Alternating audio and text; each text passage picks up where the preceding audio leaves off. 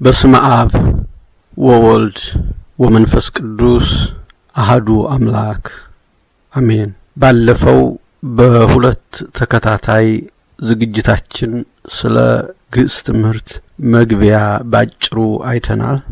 ዛሬ በቀጥታ የግዕዝን ትምህርት ክፍል 1 እንጀምራለን ማለት ነው። በዚህ ዝግጅታችን ትምህርቱን ለመማር መሰረት የሚሆኑንን ቃላት እንማራለን። እነዚህም በግዕዝ 10ቱ መራሕያን ይባላሉ። ማንኛውንም ቋንቋ ለመማር ቅድሚያ እነዚህን 10ሩን በሚገባ ማወቅ ግድ ነው።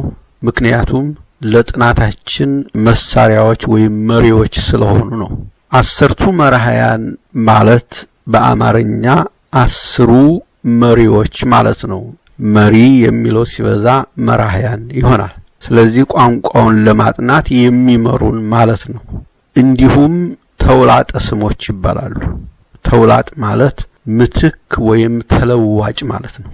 በስሞች ምትክ የሚገቡ በእንግሊዘኛው ፕሮናውንስ የሚባሉት ናቸው እና ከአማርኛው ወይንም ከእንግሊዘኛው በተለየ መልኩ በግዕዝ ከፍ ያለ ቁጥር አላቸው፣ ብዛት አላቸው ማለት ነው። የግዕዝ ቋንቋ በጣም ሰፊ ከመሆኑ የተነሳ 10 መራሕያን አሉት።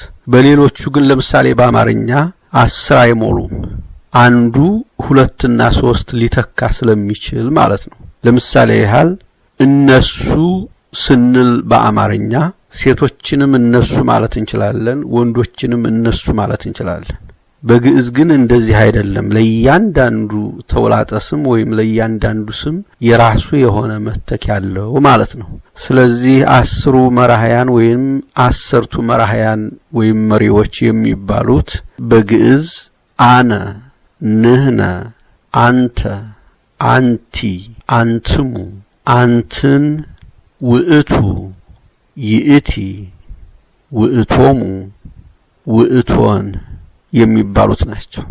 ወይንም በአማርኛ እኔ፣ እኛ፣ አንተ፣ አንቺ፣ እናንተ፣ እናንተ ለሴቶች፣ እሱ፣ እሷ፣ እነሱ ለሴቶችም ለወንዶችም የሚሉት ሲሆኑ በእንግሊዘኛው ፕሮናውንስ የሚባሉት በስም ምትክ የሚገቡትን እዚሁ ጽፌላችኋለሁ።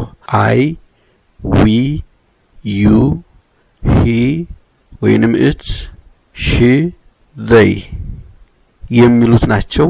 እያንዳንዳቸው እንዴት እንደሚገቡ ለምሳሌ ለሴትም ለወንድም የሚለው አንተ፣ አንቺ፣ እናንተ እነዚህን በሚገባ በቃላችሁ ጭምር ማስታወስ መቻል አለባችሁ። አሁን በሚቀጥለው ትምህርታችን እያንዳንዳቸው እንዴት በአረፍተ ነገር እንደሚገቡ እንዲሁም አንደኛ መደብ፣ ሁለተኛ መደብ፣ ሶስተኛ መደብ የሚባሉትን በአንድም በብዙም በደንብ ትንታኔውን እናያለን ማለት ነው። ስለዚህ ምን ጊዜም ስንማር አጭር ደቂቃዎችን ነው የምንጠቀመው። አንደኛ ለእናንተም እንዳይከብዳችሁ በቀላሉ ማጥናት የምትችሉትን የተወሰኑ ቃላትን ብቻ እንማራለን። ለኔም ጊዜ ለመቆጠብ ባጭሩ ከ5 ደቂቃዎች ያልበለጡ ጊዜያትን እንጠቀማለን። እግዚአብሔር አምላክ ማስተዋሉን ያድለን።